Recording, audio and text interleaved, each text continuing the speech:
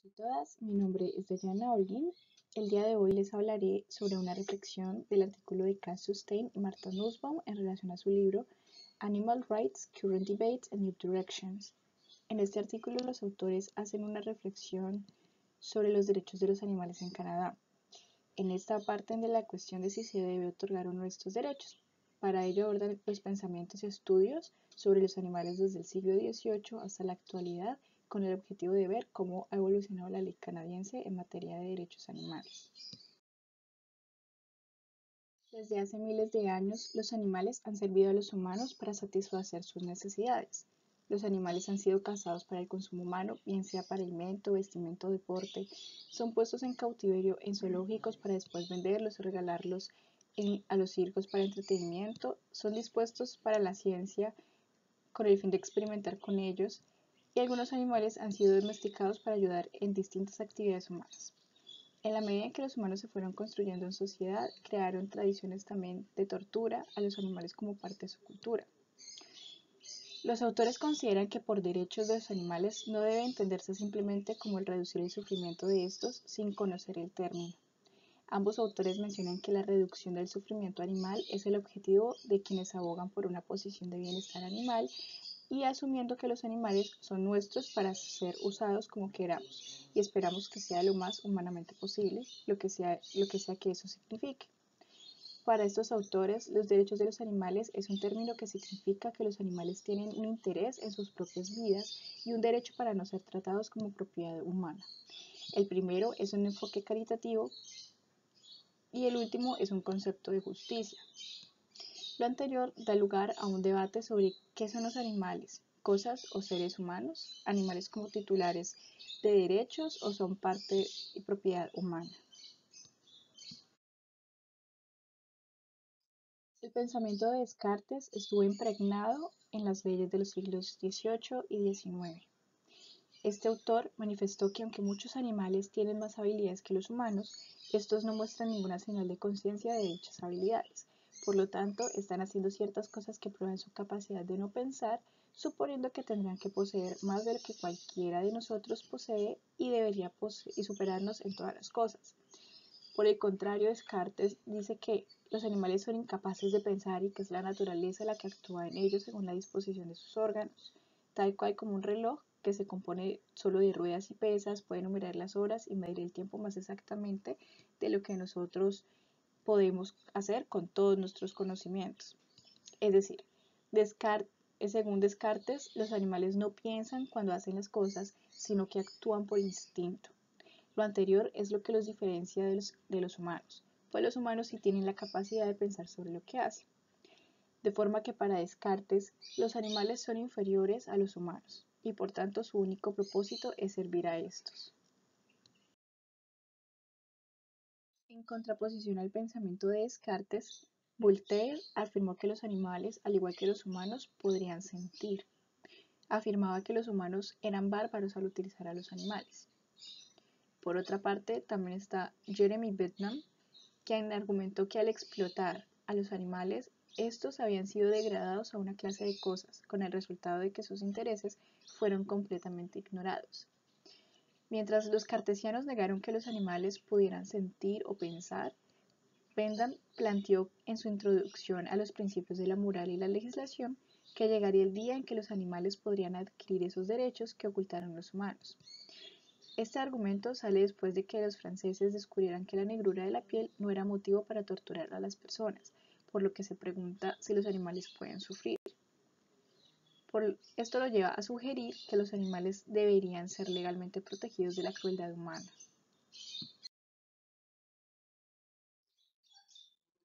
El pensamiento de Bentham sobre la capacidad de los animales para sufrir es la base de su derecho a un mejor trato al que están acostumbrados. Este pensamiento fue recogido a finales del siglo XVIII y principios del siglo XIX.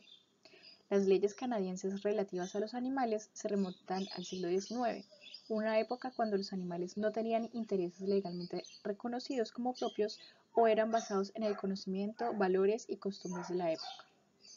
Históricamente, la ley ha considerado a todos los miembros no humanos del reino animal no como individuos con sus propios intereses legales, sino como propiedad humana.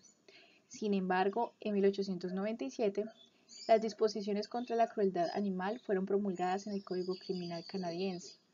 Lo anterior se dio pese a que la sociedad operaba en el entendimiento de que los animales no eran cosas racionales, no sensibles, eran simplemente máquinas categóricamente diferentes de los humanos.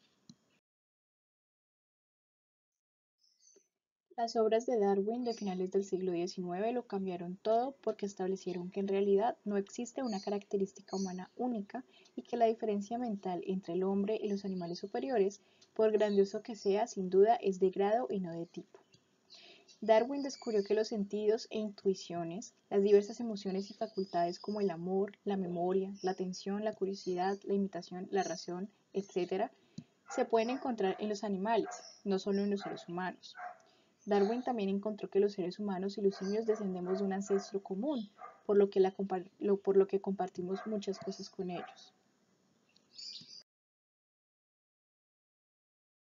Ya en el siglo XX, la doctora Jane Goodall realizó un estudio en el que complementó la teoría de Darwin. Esta doctora encontró que el sistema nervioso central y las estructuras cerebrales de los grandes simios, como chimpancés, gorilas y orangutanes, son prácticamente idénticos a los nuestros. De acuerdo con su estudio, todos estos simios comparten más del 96% de su ADN con nosotros. Los chimpancés, en particular, difieren de los humanos en aproximadamente 1%. Goodall plantea que donde solíamos dibujar una línea entre nosotros y ellos, la ciencia misma ha reconocido que tal línea divisoria no puede justificarse. Esta autora también argumentó que las posturas y los gestos con los que los chimpancés se comunican, como los besos, abrazos, tomadas de manos, palmaditas en la espalda, alardeos, puñetazos, tirones de cabello, cosquillas, etc., se usan en contextos muy similares a las que los humanos utilizan y claramente tienen significados similares. Todos estos estudios establecen que los animales, incluidos los mamíferos, las aves e incluso los peces, poseen considerable inteligencia y procesamiento de información de forma sofisticada y compleja. Se dice que estos animales son conscientes de sí mismos, que pueden razonar, usar herramientas, actuar de manera altruista y vivir en sistemas sociales complejos, todo en diversos grados. También afirman que muchas especies tienen idiomas sofisticados, incluidos los dialectos, que pueden ser usados a través de sonidos o gestos para comunicar ideas complejas. Por lo tanto, estos estudios argumentan que no se puede reclamar que todos los otros animales solo son autómatas, como lo creía Descartes, eh, sino que son seres sintientes que tienen capacidad de comunicación. Por lo tanto, no están desprovistos de capacidades. Estos estudios han generado un cambio de concepción en las personas y nuestra relación con los animales. En la actualidad sabemos que los animales no son las máquinas que utilizamos como modelo cuando nos embarcamos en legislar leyes de nuestra relación con ellos. Más bien son los sujetos que experimentan una vida que les va bien o mal para ellos como individuos y con el tiempo, independientemente de si alguien más sabe o se preocupa por su condición. Nuestra nueva comprensión de nuestro parentesco biológico con los otros animales trae consigo cuestiones éticas que son fundamentalmente importantes para el sistema de valores que anima nuestra sociedad e informa nuestra ley.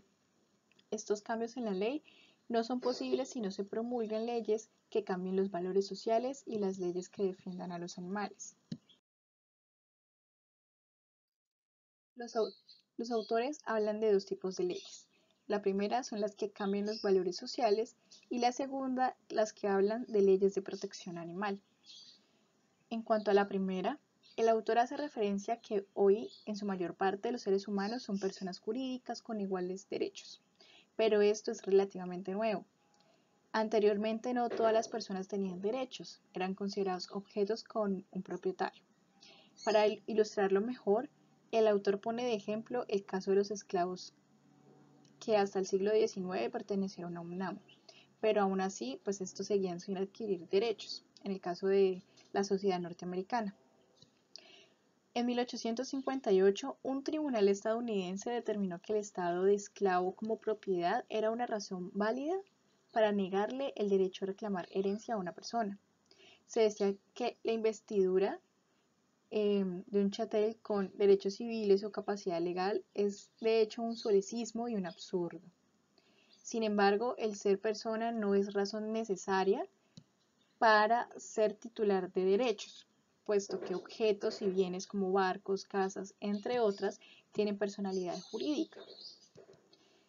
En cuanto a la segunda, los autores hacen referencia a que, de acuerdo con la evolución de la titularidad de derechos a las personas y cosas, los animales también deben ser considerados titulares de derechos. Esta titularidad no parte de que sean propiedad humana y por ello se les deba otorgar estos, sino por su reconocimiento de sujetos, víctimas de tratos crueles.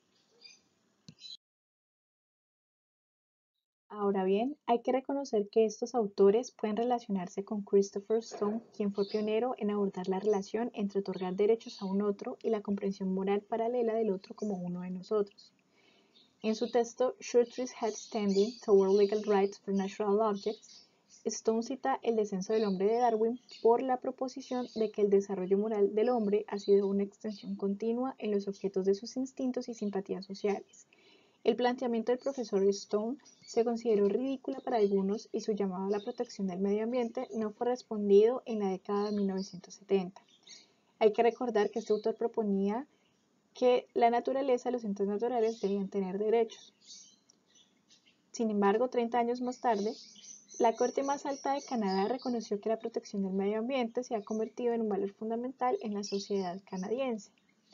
Stone demostró que este fue un caso similar a lo que los grupos de personas una vez fueron igual a lo que pasó con los grupos de personas que una vez fueron consideradas inferiores. Hoy su derecho pues parece ser obvio, sin embargo, enfatiza que si bien se reconocen estos derechos, dicho reconocimiento no significa que sean el reconocimiento de todos.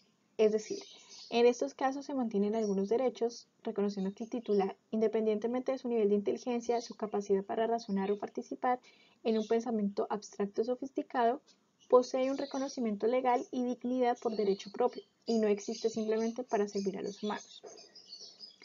La progresión hacia el reconocimiento legal de los derechos de los animales no da el derecho a que los animales tengan una educación pública decente o a un año completo de beneficios de maternidad, por ejemplo, sino que más bien pues el autor plantea que lo que debería venir es una evolución gradual de la noción de animal como cosa animal a sujeto de una vida. Es decir, no es un objeto, los animales no son un objeto, sino que son seres sintientes, lo que significa que los animales tienen ciertos intereses que la gente no debe violar.